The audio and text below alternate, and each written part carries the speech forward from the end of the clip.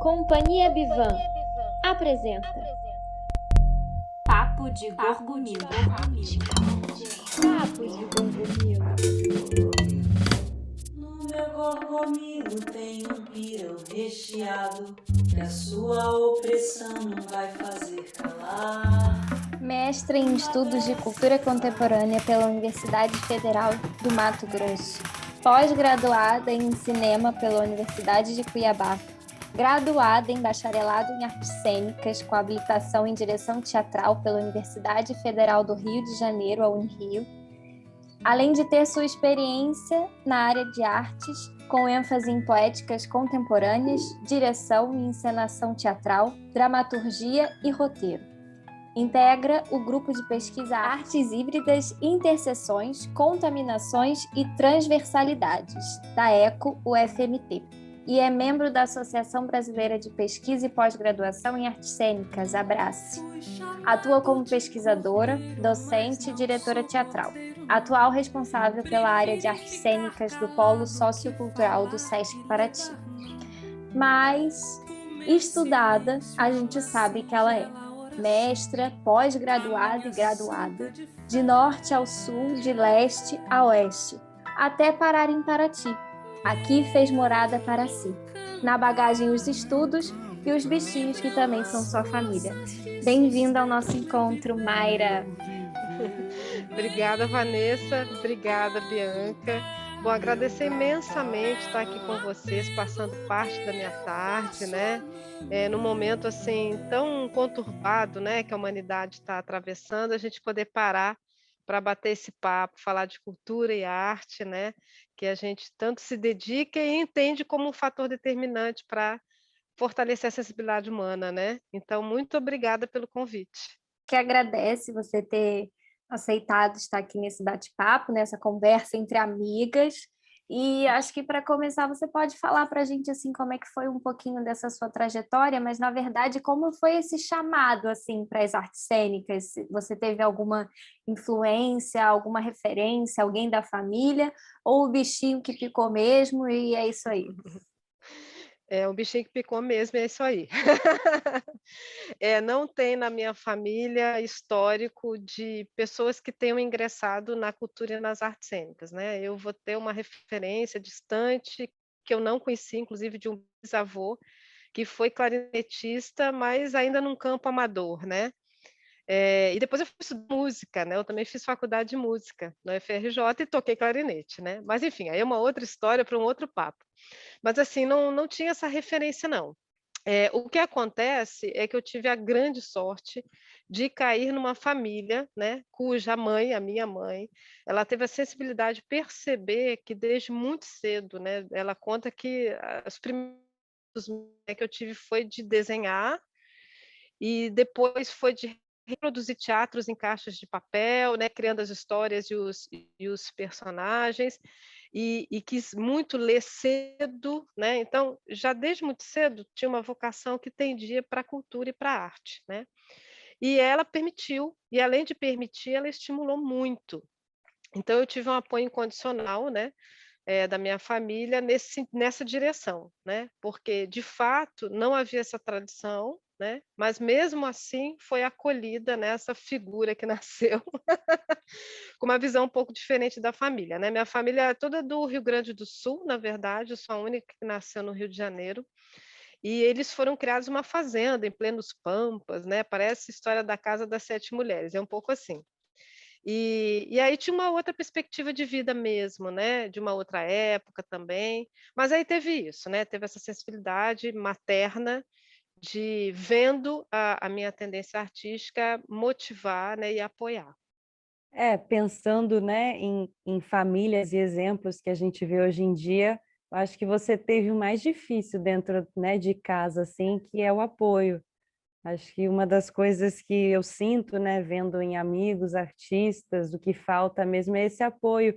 Igual você falou dessa leitura que você tinha despertado, eu trago para mim, assim, às vezes eu tenho primos e eu falo, ah, vai ler um livro. E aí eu me pergunto se eu estou lendo esse livro, porque não adianta só eu partir da palavra, né? Vai ler um livro, mas se a referência dele, ele nunca viu lendo um livro. E Eu acho que você teve o mais difícil. É, vou fugir um pouco, vou chegar já no Rio de Janeiro, vou sair da fazenda. Você tem um currículo assim que é muito invejável. Eu ainda estou correndo atrás disso e eu ainda quero ter uma faculdade, entrar para uma academia. A Vanessa está cursando a Unirio. Mas a gente sabe que no Brasil, e até por amigos próximos, a gente vê que é um pouco difícil concluir esses estudos, porque geralmente eles pegam um tempo da sua vida onde você talvez não consegue trabalhar. Então, se você não consegue trabalhar, você também não consegue se manter naquele lugar. Exemplo de Paraty, né? A gente acaba tendo que ir viajar para outro lugar para fazer uma faculdade, aí tem vários gastos. Mas você concorda com isso, que é bem difícil mesmo, ou não? Isso é tipo desculpa para quem não quer correr atrás? Não, é E difícil mesmo.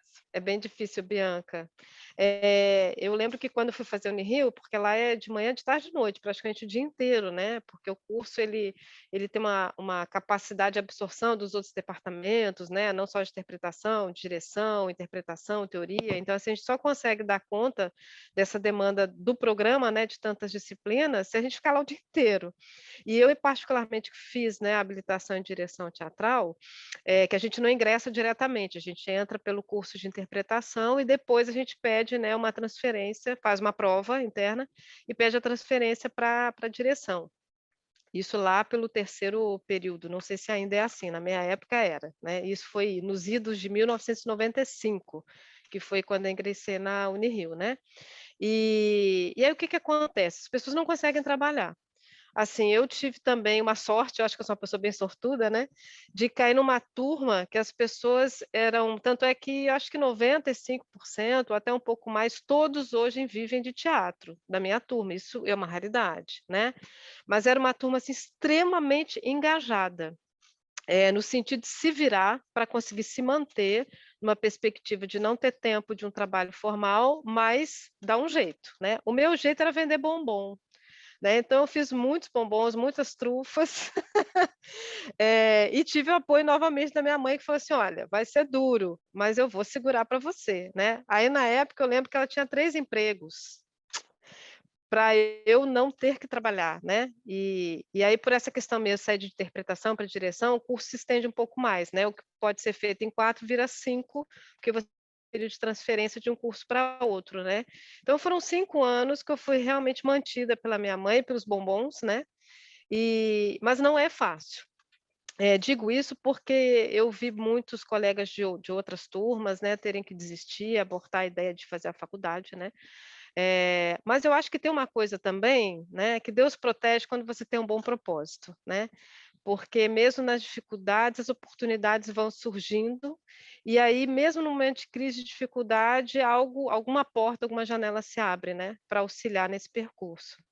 E como você enxerga, assim, a importância acadêmica na área das artes, assim? Porque a gente Uhum. sabe que, eh, muitas vezes um curso profissionalizante ou a própria experiência pode te dar, assim, né, estudos maiores ou melhores, às vezes, do que a academia, mas que também não deixa de ter a sua importância. Então, como que você vê, assim, tendo o seu currículo, a sua experiência, inclusive Hum. com o SESC, né, a sua experiência profissional hoje, dessa importância de se ter uma formação, assim, formal, uma formação Sim. formal?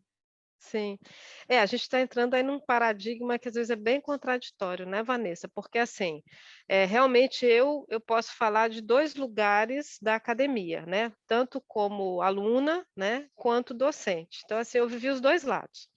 Então vai parecer até estranho o que eu vou falar, porque assim, eu acho que é importante a formação formal, né, fazer academia, a graduação, bacharelado, mas eu não acho que seja, o mecanismo único que vai assegurar que você tenha um desempenho no mercado, né, esteticamente, eticamente, tecnicamente, eu acho que isso tudo não, a faculdade não assegura, né. Então eu acho que é importante, enquanto vivência e experiência, assim, eu lembro que na época que eu fiz a Unirio, depois a pós em cinema, é um grande ambiente, uma grande usina que você encontra pares, né, que inclusive vão para o mercado depois com você, que foi o que aconteceu comigo, né, e você tem a oportunidade ali, aquele espaço de tempo participativo, de você experimentar, errar, maturar, né, reinventar caminhos. Então, assim, é uma efervescência. O período da graduação é muito importante nesse sentido, porque é um momento de muito fomento criativo, né? Você está o tempo todo ali criando.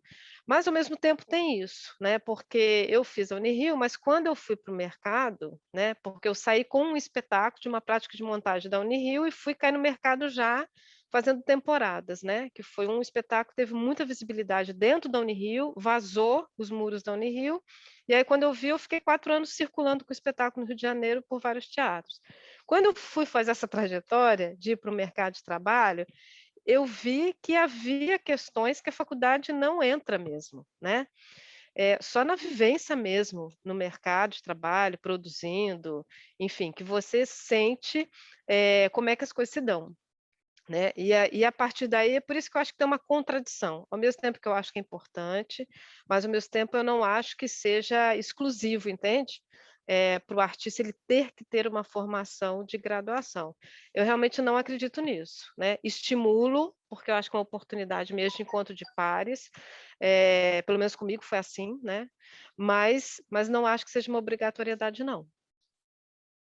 Assim, só para complementar, e enquanto docente, aí na outra perspectiva, eu digo assim, talvez para o docente o maior aprendizado mesmo seja esse momento do encontro com o aluno, né, de você conseguir criar esse local, de colaboração, de conhecimento e troca de conhecimento, né. Então a faculdade nesse momento também para o docente é muito fortalecedor, né, para a carreira dele de docência. Mas para o aluno realmente, quer dizer, para o artista que está em formação, eu acho que o mercado é o melhor ambiente de formação mesmo. Um ponto positivo que eu vejo pela Vanessa, né, que está cursando, já cursou várias, desde arquitetura, agora caiu em artes cênicas, a possibilidade dos intercâmbios também, né? Então, Sim. para quem tem uma renda baixa, poder ir, ter todo esse acesso, né, de conseguir um lugar, uma alimentação, e ainda, né, ter a oportunidade de sair um pouco, eu acho incrível e invejo. Mas, Mari, eu fiquei curiosa, eu te conheci agora já, você, enfim, eu tenho uma interpretação sua dirigindo, cuidando da parte burocrática, da responsabilidade de escolher, né, os espetáculos para entrarem agora no Sesc da cidade, mas eu queria entender como foi essa transição sua dos palcos como atriz para agora, assim, foi doído ou você entendeu que não era, ou então era que dava o financeiro na época, como é que foi isso? Olha, foi bem curioso, viu, Bianca? Bom você perguntar isso, porque na verdade eu digo que eu vim para Paraty muito por acidente, né? Porque não foi exatamente uma escolha trabalhar no Sesc, né? Porque a história é um pouquinho longa, eu vou tentar resumir, mas eu fiquei um tempo morando em Mato Grosso, né? Que é onde eu fiz até a pós em cinema, fiz lá o mestrado, né? Estudo de cultura contemporânea. E aí, quando eu terminei lá, essa parte da minha vida, eu resolvi voltar para o Rio para fazer o doutorado, voltar para a Unirio, né. Então eu voltei para o Rio para fazer o doutorado, já tinha feito o anteprojeto, enfim, né. E estava me preparando, estudando para isso. Só que lá em Cuiabá, do Sesc de lá, que chama Arsenal, que é muito bonito, enfim, eu fiz amigos lá, né, porque eu cheguei a criar um curso de iniciação teatral lá, eu fazia trabalho esporádico, eu estava do outro lado, né, eu era contratada pelo Sesc para participar da programação de lá. E aí esse amigo que era o coordenador de cultura, né, ele me avisou do processo seletivo para Paraty.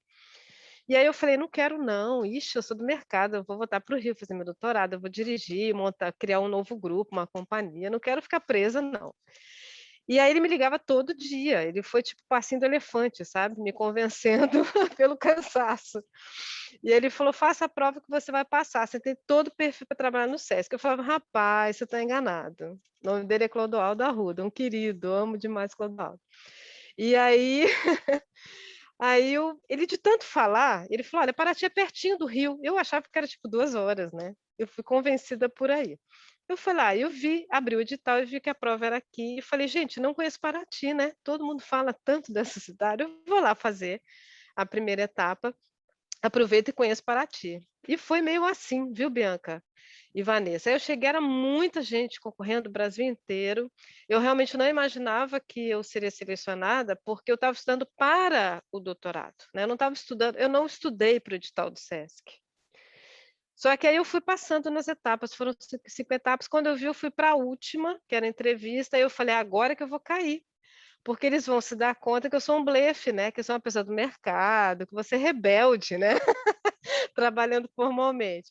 E a minha surpresa é que quando saiu o resultado eu tinha passado, né. E aí eu fiquei 24 horas, literalmente surda. Eu acho que eu fiquei tão enlouquecida, porque eu não sabia o que fazer, eu vi que eu tinha que tomar uma escolha, né, ou ficar no Rio pra fazer doutorado, ou vir para parar de trabalhar no Sesc. E aí, sabe aquela sensação quando você mergulha e parece que tampa o ouvido? Era exatamente aquela sensação, eu fiquei 24 horas sem ouvir. E aí alguns amigos viam meu nome, né, porque o edital era público e me ligavam, pulando de alegria, eu acho, gritando: "Você passou!". E eu estava surda, não conseguia nem responder direito, né. Mas aí eu liguei para um amigo, que é um irmão meu, enfim, que a gente cresceu junto desde criança, e falei com ele: "Cara, o que que eu faço, né?". Ele falou: "Mayra, olha, foram muitos candidatos, né, você nem estudou para isso, se bater na tua porta, você tem alguma coisa para fazer em Paraty. E doutorado, você pode depois fazer em outro momento, né, pensa nisso". Foi quando eu tomei a decisão, ouvi com muito carinho e acolhimento essa fala desse meu irmão, né, que é um amigo irmão, e vim para Paraty, né. Aí quando cheguei aqui, realmente foi uma mudança muito grande, viu, Bianca? Porque você sair do mercado e vir para uma instituição que é uma grande engrenagem, né, como é o Sesc, e por isso que está aí há 75 anos, né, porque é uma engrenagem que funciona, inclusive, né, mas que é uma engrenagem pesada. Então, até eu me adaptar, né, essa parte toda interna, do sistema interno do Sesc, foi muito curioso. E eu tive a ilusão de que conseguiria manter a carreira dirigindo, cheguei a conversar com algumas pessoas de Paraty, eu falei: "Ah, vamos montar um espetáculo", mas não dá tempo, né. Mas aí eu fui canalizando toda essa minha energia para projetos que a gente vem desenvolvendo dentro do Sesc e que, em compensação, seriam muito difíceis de acontecer no mercado, né. Projetos de 8 anos de existência, só de cunho investigativo, né. Então eu acho que, de alguma maneira, tudo são as etapas da vida também, né. Eu acho que eu tive esse momento de vir para esse outro lugar, né, como eu tive naquela situação de ter sido aluna e depois docente, então mudei a posição, mas continuo na mesma trajetória, é isso que eu quero dizer, né. Porque de alguma maneira eu não estou dirigindo espetáculos, mas eu estou à frente de projetos que de alguma maneira está ali a minha mão, né, conduzindo, amparando.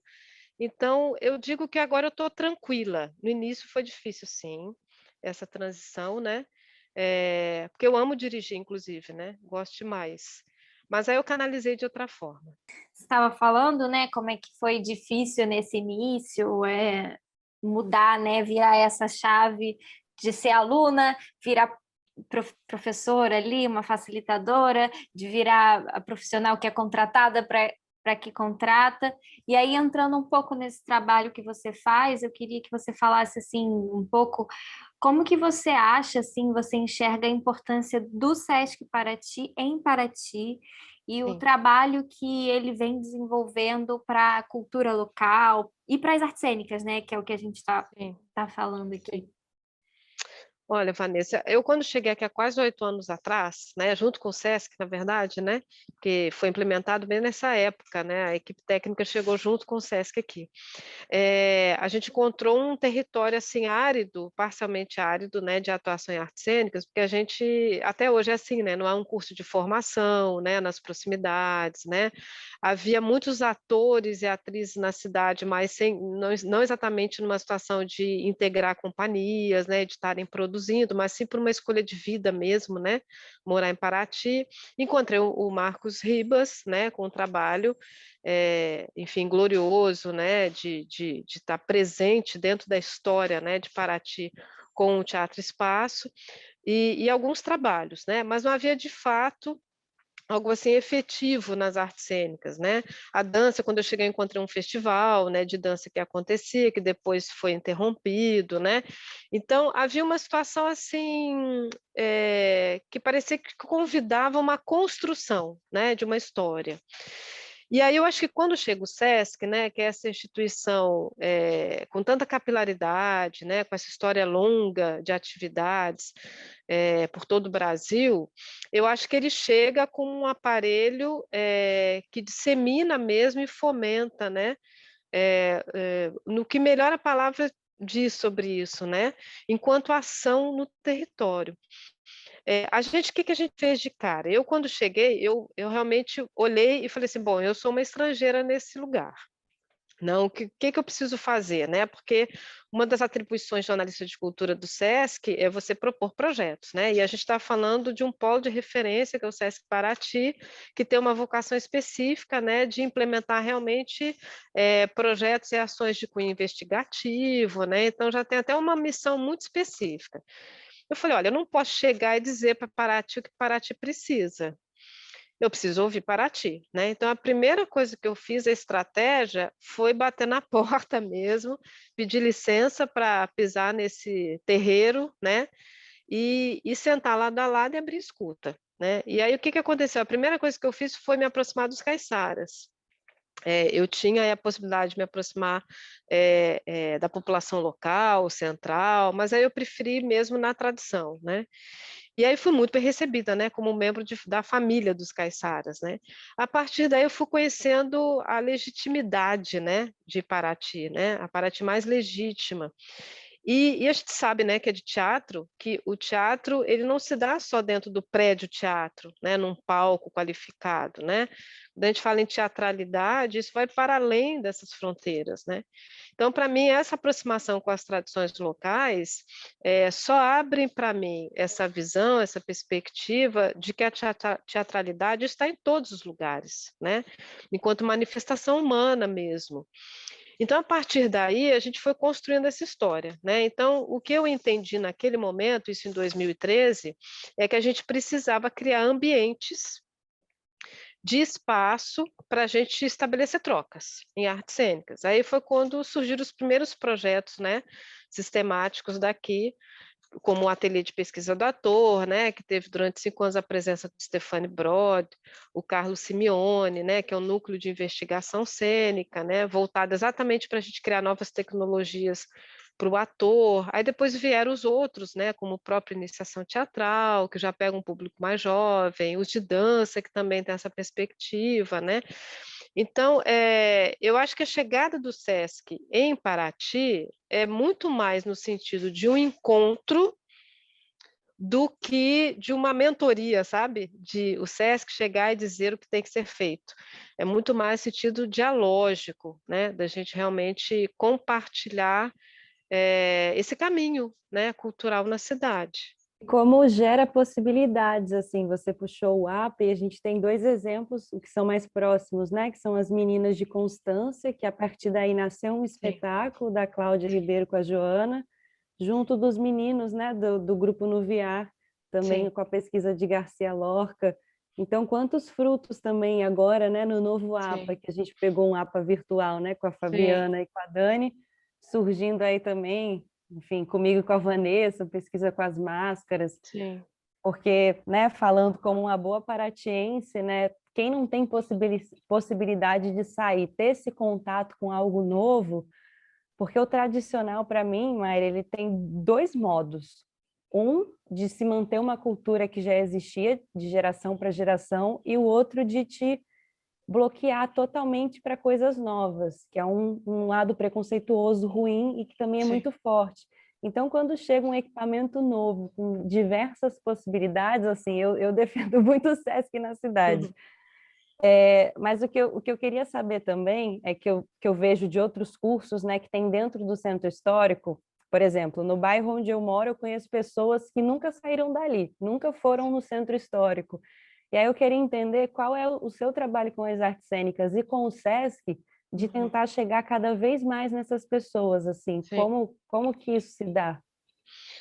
A gente está começando agora uma trajetória, até com a que você citou o nome da Cláudia, né? Com a Cláudia Ribeiro no curso de iniciação teatral, que eu vou usar como um estudo de caso aí para te responder, né? porque a gente fez durante um tempo esse curso numa perspectiva mesmo de formação inicial, técnica, né, que teve muita validade para semear esse território, né? Mas agora, por exemplo, a proposta de iniciação é totalmente diferente, voltado só para mulheres paratienses, né, as nossas matriarcas, as nossas lideranças femininas, né? E baseado nesse encontro e também, né, na perspectiva da Conceição Evaristo, né, das escrevivências, a partir daí vai se criar uma dramaturgia teatral a partir dos relatos dessas mulheres desse território, né? Então a gente consegue agora, por que que estou falando desse caso específico? Porque eu acho que é o momento certo de surgir isso mesmo, né? Primeiro a gente tinha que entender essa recepção do SESC no território, né? Porque do mesmo jeito que eu pedi licença para entrar na casa das pessoas, o SESC também tem que pedir licença, né?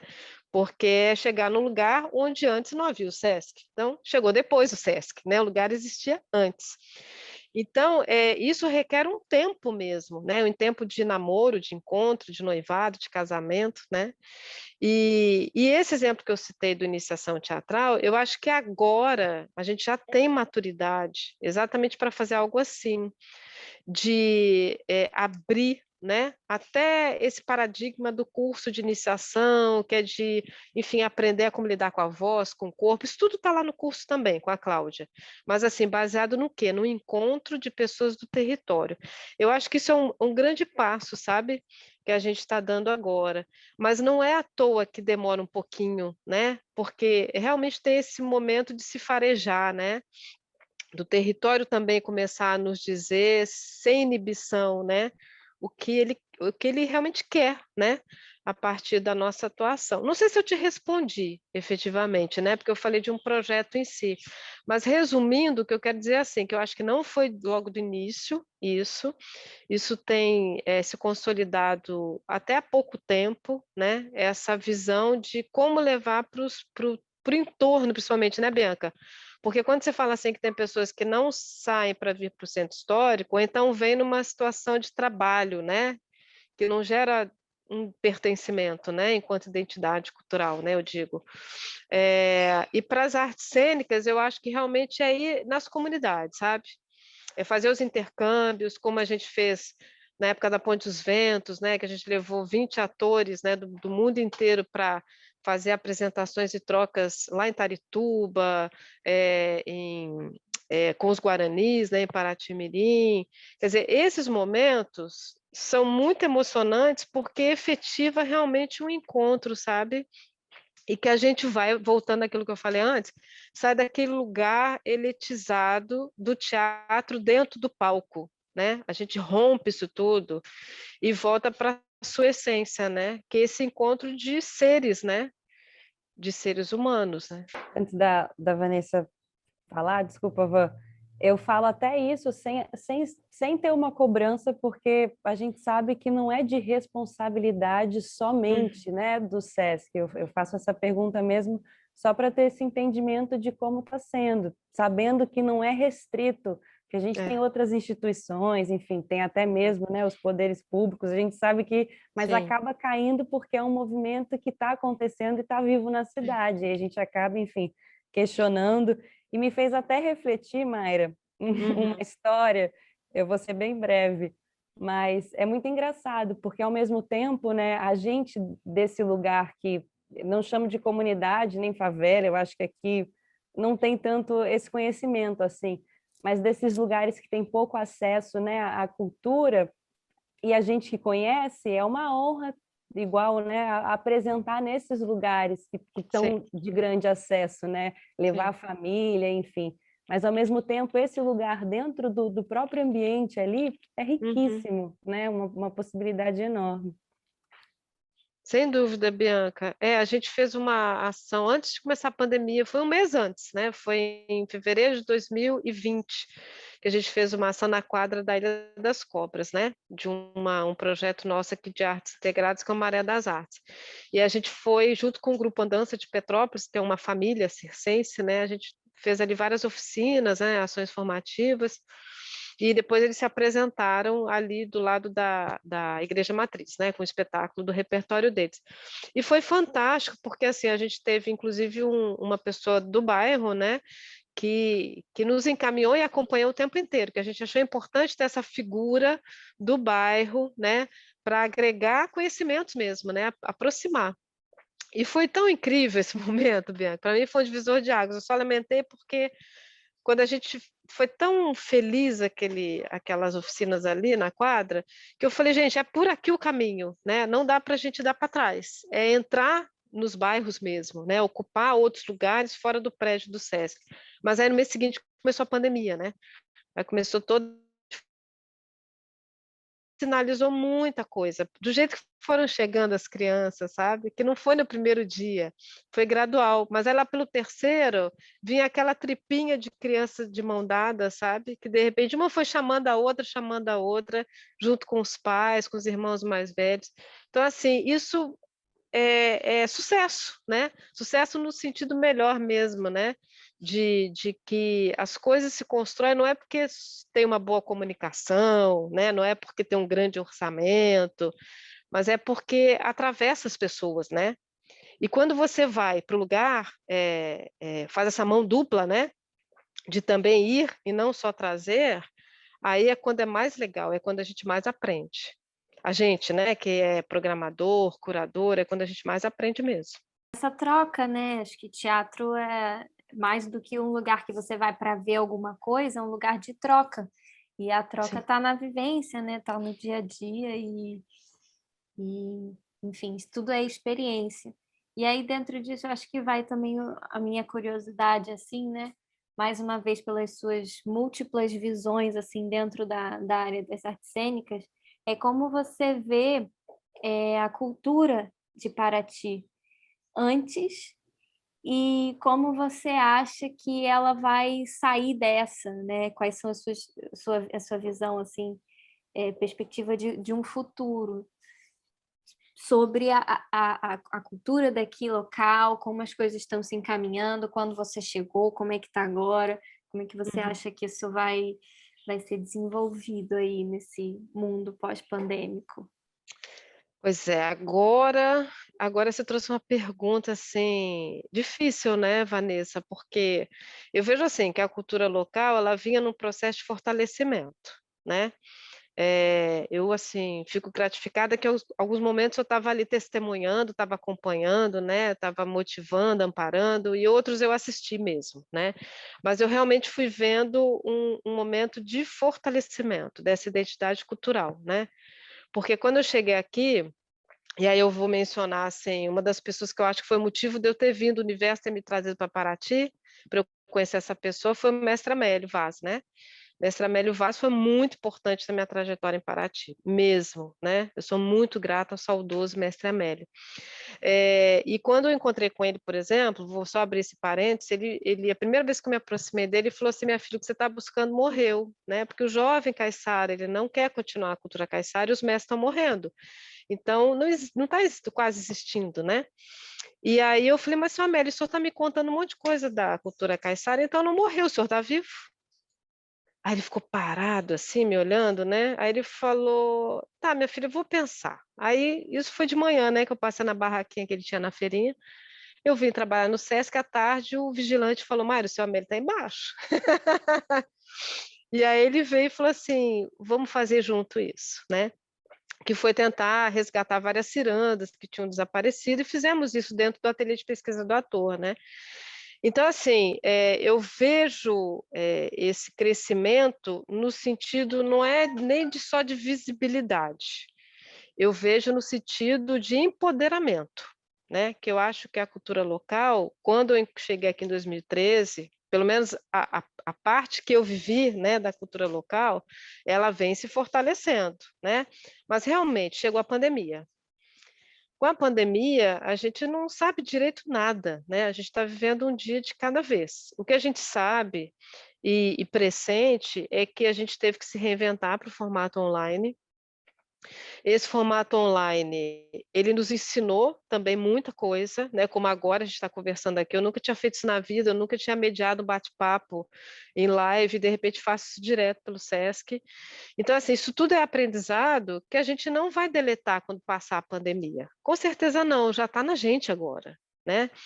E a partir daí, acho que isso vai ser incorporado e vai ser um adicional para tudo que se fizer, né? Com relação à tradição, eu não sei efetivamente se vai mudar muita coisa, né? Porque essas tecnologias não chegam muito nas comunidades tradicionais, né? Por uma questão mesmo de internet, de tecnologia.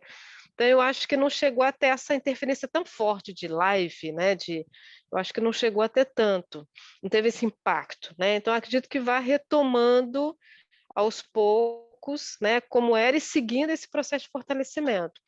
Agora, enquanto ações nossas, né, Vanessa, Bianca, Mari e tantas outras pessoas que entraram nesse universo da telinha, eu acho que a gente não vai conseguir se afastar mais disso.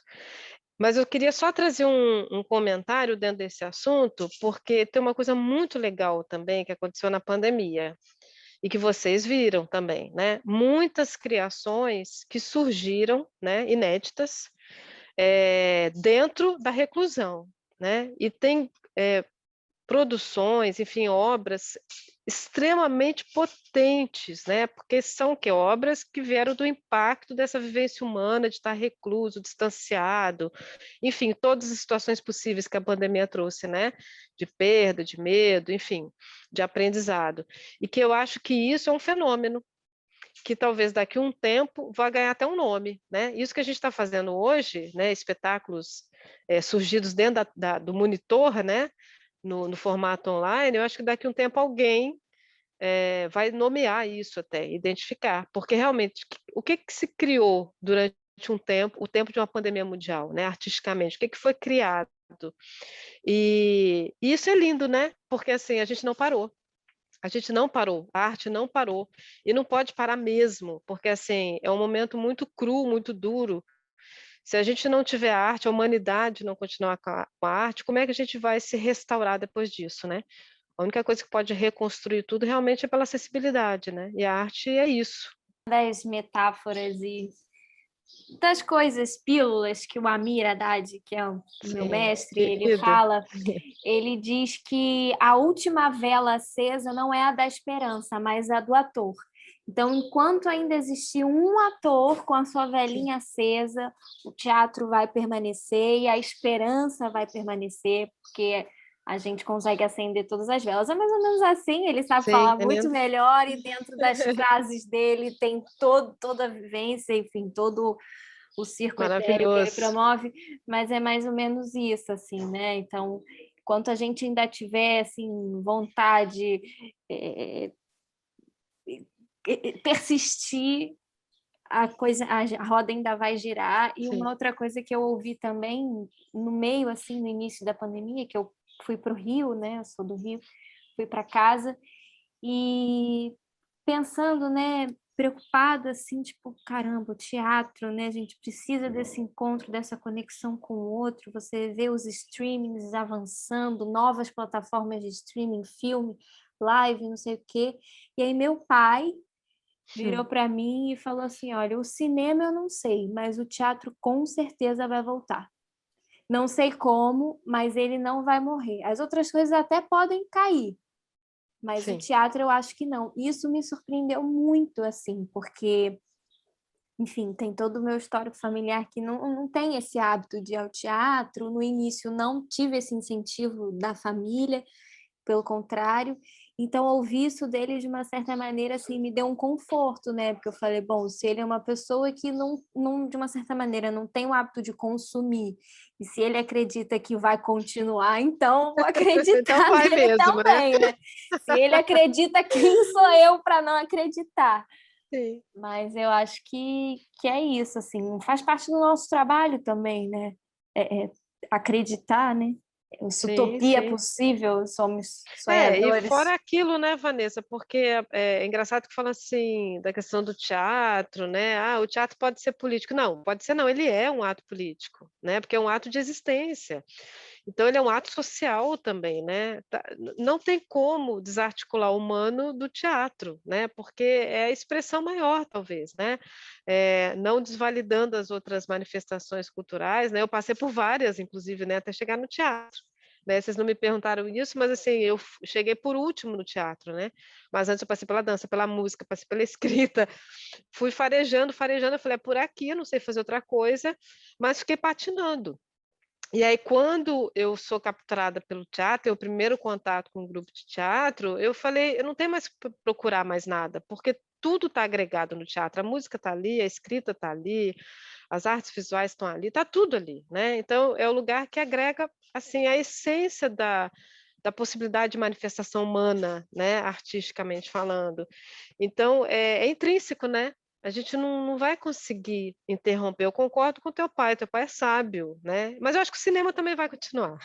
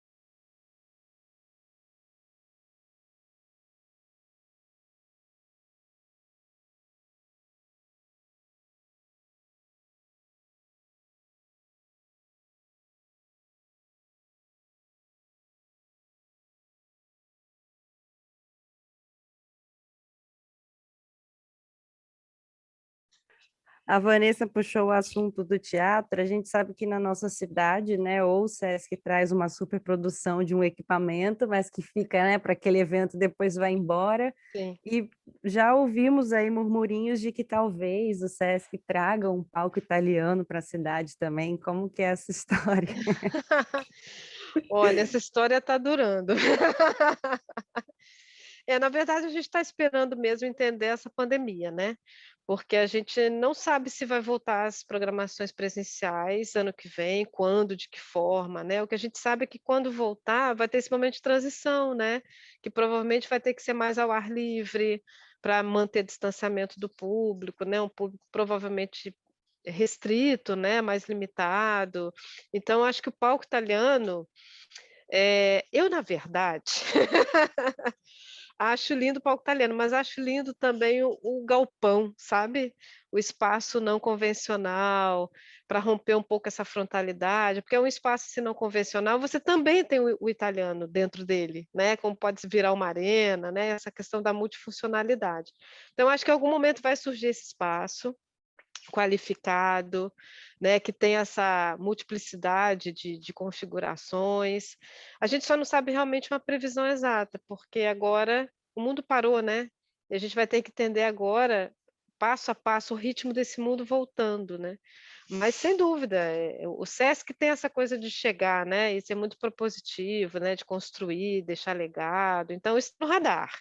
A gente só não sabe exatamente quando, né. Está, enfim, caminhando aí para o encerramento e eu fiquei com uma curiosidade se você sente falta, assim, de estar atuando, dirigindo, e se você já pensou, principalmente agora na pandemia, em largar tudo, largar Sesc, largar e se aventurar de novo nessa viagem louca aí de... Fala baixinho que a gente sabe que você está aí no Sesc agora. Não, largar não, porque eu acho que a gente está no comecinho da história ainda tem muita coisa para fazer, né? O que eu sinto, assim, que a contribuição que a gente fez durante esse tempo, nossa, é um grãozinho de areia, sabe? Ainda tem muito mesmo a construir. Então, não chego a querer largar, não. Esse bichinho, né, que às vezes dá umas cosquinhas, né, de voltar a dirigir, né? Atuar também não, viu, Vanessa? Porque eu, na verdade, eu acho que eu nunca fui boa atriz. Eu desconfio disso. Porque era uma atriz que ficava vendo tudo ao mesmo tempo, e esse cenário eu acho que vai cair, essa luz não está entrando bem. Eu sempre tive uma visão muito de direção, né, de tudo, então eu estava em cena, concentrada, mas eu ficava pensando em tudo, né? Aí foi quando eu decidi para a direção que eu falei, eu acho que meu lugar é lá. E então atuar não, mas assim, dirigir, olha, às vezes bate vontade, sabe? Dá saudade. O negócio é arranjar tempo mesmo, né? Porque o Sesc ele tem essa, enfim, é um volume grande de trabalho, né. E não é só o volume, a gente se envolve tanto, porque faz o que gosta, que a gente passa do horário, no sentido de pensar nisso, né, o tempo inteiro, né. Não é a questão de ficar trabalhando, mas assim, a gente não desliga, né. E aí, a partir daí, a gente vai construindo uma outra história. Mas assim, eu não descarto a possibilidade, viu, de algum momento retomar isso, até porque é um prazer enorme, é a minha história, né, que eu teria que tomar as rédeas de novo. Quem sabe você não faz uma parceria com a Companhia Vivan? Quem sabe? Ah, eu tenho só a agradecer mesmo por esses encontros e ter a oportunidade de conhecer um pouco mais aí, né, dentro do seu espaço. E, e eu ia até comentar sobre isso, né? Você iniciou que passou por várias coisas, eu ia falar, nossa, mas o teatro me deu tudo isso, eu dou graças aos deuses por ter estudado tanta coisa, porque é tanto que o teatro exige da gente, de uma certa maneira, né? A gente tem que ser mil e uma utilidades mesmo, como foi apresentado. Sim. Eu não sei se Vanessa tem mais alguma curiosidade, mas eu queria te presentear. Você falou do Amélio Vaz, e na verdade concluir com uma frase de um livro dele que eu tenho marcado. Inclusive, eu geralmente tenho esse costume de musicar as poesias, mas aqui me marcou bastante dele, né? Que chama No lugar onde eu morei, tem um lindo tarumã. Lá as aves se juntam, cantam pela manhã. É coisa de admirar o canto do sabiá num lindo pé de romã. Também tem um velho coqueiro, onde pousam os sanhaços, gostam de fazer gurgel toda hora que eu passo. Se reúne um periquito, além de outros pássaros. E assim vai, que é muito longo, mas o que me marcou foi esse pequeno trecho que é o recanto dele, né? O nosso Sim, recanto da sim. cidade. E E eu não que sei se eu vou... poesia, né, Bianca, porque é um recanto poético, né, de extrema delicadeza, essa visão de mundo, né, que os mestres têm, né, que essa ancestralidade carrega, né, essa oralidade, né, que agora você está aí passando adiante, né, seu Amélio presente. E dizer que esse papo de gorgomilo, né, do dialeto caiçara é goela, garganta, a gente tirou Sim, aí do dialeto do Flávio, filho de pescador lá do Sono, escritor, que está sempre sim. também orientando, enfim, e Grande escrevendo. Flávio. Grande Flávio presente. Flávio presente também. E como você falou, né, transformar, né, dessa pandemia algo produtivo e de certa forma agradável. A gente sabe que esse acesso que estamos fazendo não vai chegar em todas as pessoas, mas com certeza, né, com o nosso projetor velho, enfim, força de vontade mesmo, a gente está levando para todo lugar, como fizemos aí com crônicas, de passar na parede, de mostrar para o vizinho e de levar para a costeira, e que essa força e que esse suor, enfim, não pare de cair. Obrigada. Imagina, eu que tenho que agradecer, e além de agradecer, parabenizar vocês, né? Porque é exatamente isso, Bianca. O que eu estou vendo do Bivan é uma ação contínua, né? Vocês estão sempre produzindo, sempre buscando caminhos, né? Dialogando, tentando estreitar laços, né? Com outros parceiros da profissão, né? Indo nas tradições, né? Então, assim, só parabenizar, porque essa visão que vocês têm da companhia aberta, né? No sentido, lógico que vocês têm as verdades da companhia, né, os propósitos que vocês querem alcançar, mas assim, essa abertura para o diálogo, né, para o encontro, para a troca, que é uma característica, me parece, né, do grupo, é o melhor caminho, com certeza, né, pelo menos é o caminho que eu escolheria e que eu acredito, né, que é você gerar essa coletividade. Eu quero te agradecer também, viu, pelo convite, enfim, parabenizar vocês duas, e foi uma delícia, espero que tenha sido para vocês também, para mim foi uma Papo delícia. de Gorgomila. Papos de Gorgomila. No meu gorgomilo tem um pirão recheado que a sua opressão não vai fazer